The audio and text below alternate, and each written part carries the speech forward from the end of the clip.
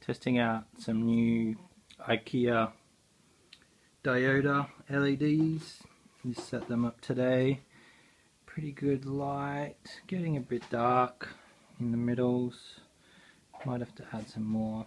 This display case is still a shambles, but this one's looking a bit better now. Currently got my DC Collectibles figures up here, and my new Crime Syndicate figures. There's Johnny Quick and Owlman, and some more DC Universe classics. Good thing about these diodes is that you can change the color with this cool little remote control. So I can change it all the way through. I'll change it to red. Let's see what that looks like.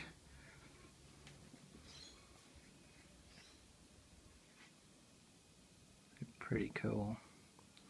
And also it has a few more settings on the controller here. You can make it like a disco, it shifts through the lights.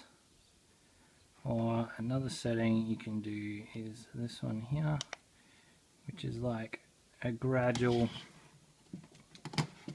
fade in and out of each color. So it's a bit better on your eyes. And the white looks a bit blue. It's not as natural as I would have hoped, but still pretty cool. But it's cool to have all those different colors.